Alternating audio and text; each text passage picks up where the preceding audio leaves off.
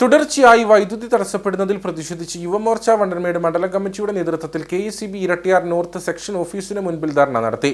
BJP Vandanmedu മണ്ഡലം general secretary ചന്ദ്രൻ പനക്കൽ സമരം ഉദ്ഘാടനം ചെയ്തു.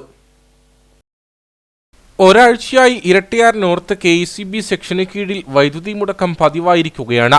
മഴക്കാലം എത്തുന്നതിന് മുന്നോടിയായി ടച്ചു നേരാമണ്ണം വെട്ടുകയോ വേണ്ടുന്ന മുന്നൊരുക്കങ്ങൾ KECBയുടെ ഭാഗത്തു നിന്നും നടത്തുകയോ ചെയ്യാത്തതാണ് വൈദ്യുതി തടസ്സത്തിന് കാരണമെന്നാണ് സമരക്കാരുടെ ആരോപണം.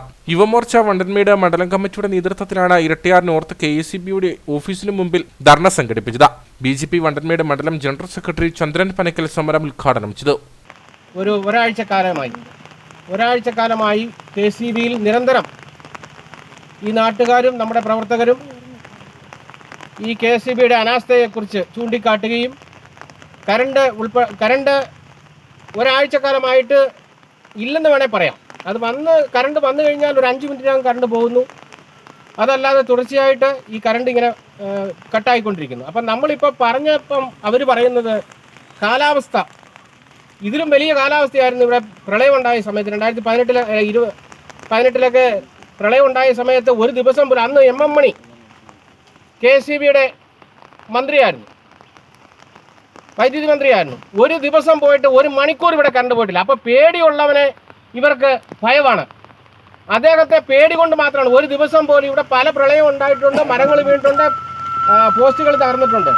പക്ഷേ ആ സമയത്തൊന്നും ഇവിടെ ഒരു ദിവസം പോലും കറണ്ട് പോയിട്ടില്ല. ഇപ്പോൾ ഇരിക്കുന്ന വൈദ്യുതി മന്ത്രി എന്ന് പറഞ്ഞാൽ നമുക്ക് ആരാന്ന് ചോദിച്ചെങ്കിൽ മാത്രമേ അറിയപ്പെടുകയുള്ളൂ.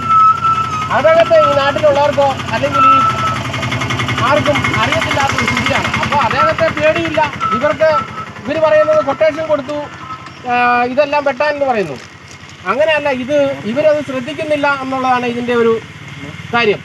തുടർന്ന് സമരക്കാരുടെ പ്രതിനിധികൾ KECB ഉദ്യോഗസ്ഥരുമായി ചർച്ച നടത്തി.